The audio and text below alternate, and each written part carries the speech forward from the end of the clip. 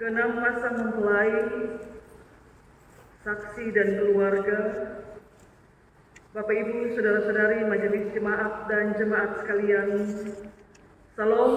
Salam. Enam pasang mempelai, Rizky dan Yolan, Antipas dan Maria, Yohanes dan Feni,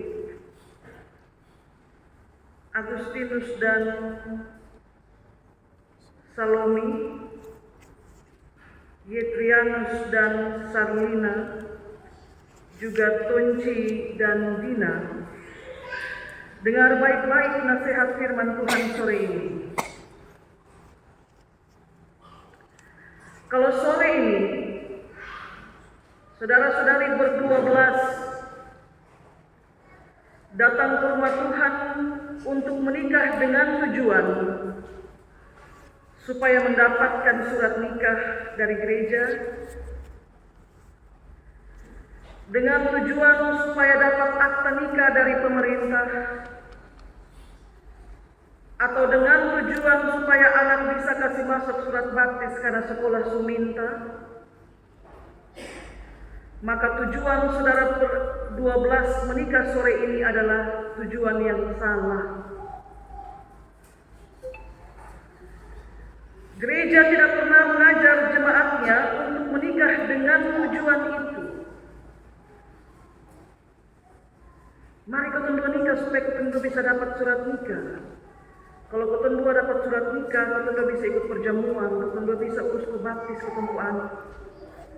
Mari ketemu nikah sudah supaya ketemu baptis, ketemu anak, karena sekolah Suminta ini surat baptis. Mari ketemu urus nikah sudah supaya pemerintah kasih ketemu akta. Kalau mau urus apa-apa, langsung pegang ketemu akta nikah. Tidak. Kalau gereja ajar begitu kepada jemaatnya, maka itu sama dengan gereja kasih biar jemaatnya untuk tinggal kumpul tanpa ikatan. Bosan kumpul-kumpul satu beranak. Nanti itu anak sebesar mau masuk sekolah dan sekolah minta surat baptis, berbosan datang waktu berkat bosan nikah. Kumpul satu beranak terus. Orang Kristen menikah bukan karena tujuan itu. Ingat ini baik-baik. Orang Kristen itu menikah karena menikah itu titah Allah. Apa itu titah? Kita sama dengan perintah. Jadi Anda menikah sore ini karena Anda sadar ada perintah Tuhan yang harus kami buat. Dan kalau 27 tahun, 11 tahun, 10 tahun, 6 tahun, 9 tahun tinggal sama-sama dan lupa bahwa Tuhan ada kasih titah supaya menikah. Hari ini, saudara ingat baik-baik, Allah berfirman, tidak baik kalau laki-laki itu hidup seorang diri. Harus ada penolong untuk dia yang sepadan. Dan setelah dua terima berkat itu, firman Tuhan bilang, silakan beranak cucu dan penuhi bumi. Dengan demikian maka pasangan suami istri itu akan hidup dalam kekudusan karena Anda sudah diberkati.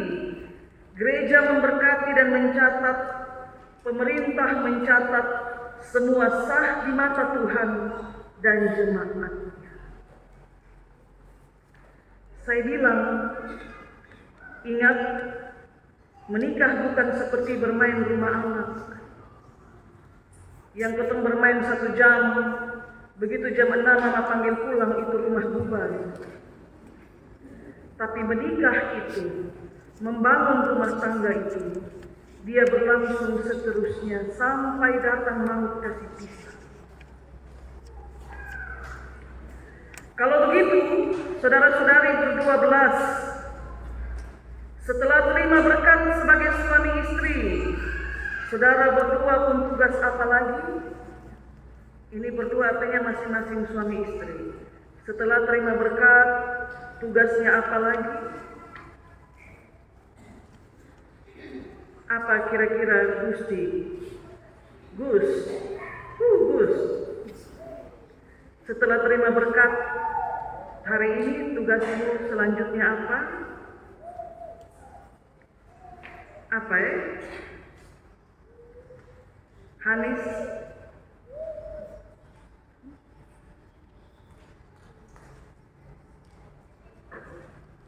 Pesta?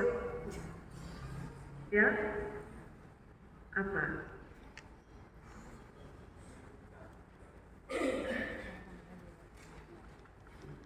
Baik.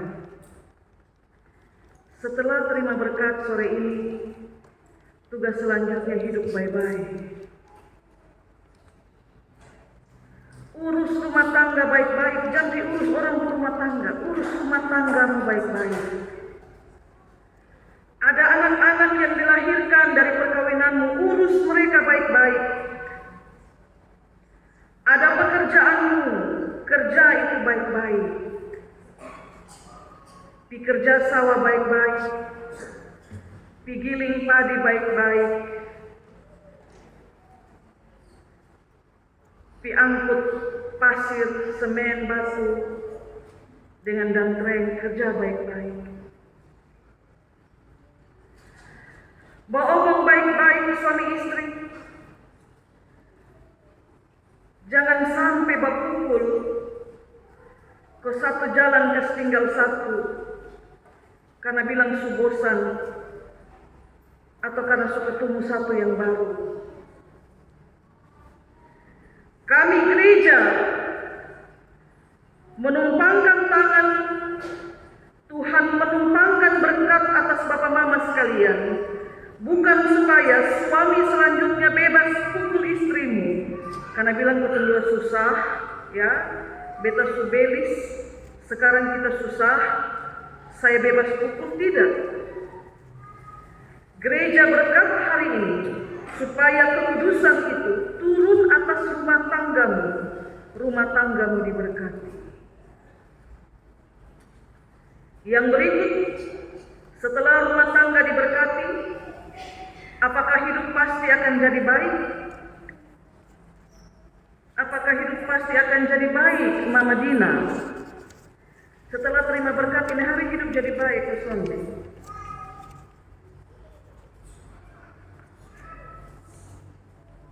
Kira-kira hidup jadi baik ke suami?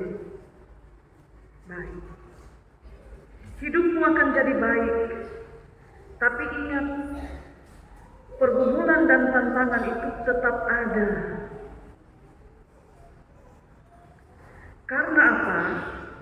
Karena saudara ke-12 masih ada dalam dunia ini. Tidak berkat hari ini langsung ada di surga. Berkat hari ini bangun rumah tangga di dunia. Tapi ingat, sudah terima berkat, maka hadapi pergumulan rumah tangga juga, hadapi sama-sama. Sudah terima berkat, Tuhan pasti buka jalan. Dia pasti buka pintu. Orang yang sudah terima berkat, dia diberkati dengan jalan keluar saat ada pergumulan. Tidak langsung pilari kesetinggal saat ada masalah. Asal jangan hanya suami yang sembahyang sendiri, ya, atau istri yang sembahyang sendiri. Suami istri sembahyang sama-sama, minta Tuhan kasih pertolongan, karena sekarang Tuhan ketendua ada susah. Yang berikut, kalau setelah nikah hidup jadi baik, tapi pergumulan dan tantangan tetap ada yang bertanya, kalau begitu apa untungnya orang menikah? Apa untungnya orang menikah? Bapak Mama dengar baik-baik, saudara ber-12. Menikah itu bukan soal untung berapa, rugi berapa. Karena apa? Karena Anda tidak sedang berdagang. Menikah itu bukan soal untung dan rugi, karena Anda tidak sedang coba-coba buka bisnis. Karena itu jangan tanya kalau saya menikah saya dapat untung amat, jangan. Tapi tanya kalau saya menikah berkatnya apa. Sekarang mau tahu apa berkatnya orang yang menikah? Mau tahu apa berkatnya orang menikah? Nah, di bagian barat, di bagian timur, itu ada bapak saksi 2 orang. Kenal nama bapak saksi ini? Shirley, kau tahu bapak saksi nama siapa? Deng sama. Bapak Elias. Di sisi kiri kananmu ada bapak saksimu. Tanya bapak saksi 2 orang. Nanti Bapak Elifas dan Bapak Robert akan kasih tahu berkat apa yang diperoleh dari orang yang menikah. Banyak.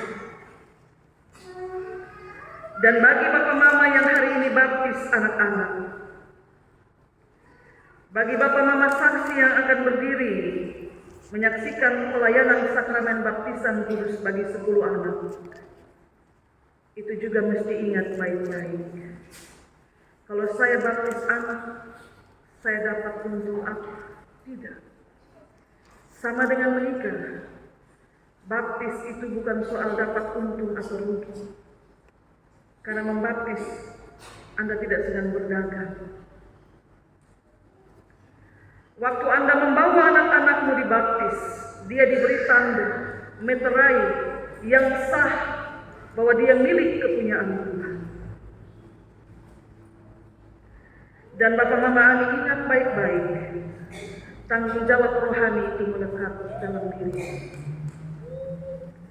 Tidak tinggal berdekatan, tidak setiap hari bertemu, tapi betapa indahnya ketika Bapak Mama saksi tunduk dan berdoa dan menyebut nama anak-anak saksi di dalam doamu.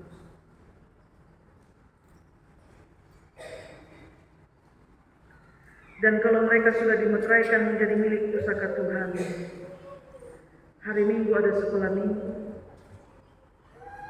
beranjak remaja ada persekutuan anak-anak remaja, menjadi pemuda ada ruang katekisasi,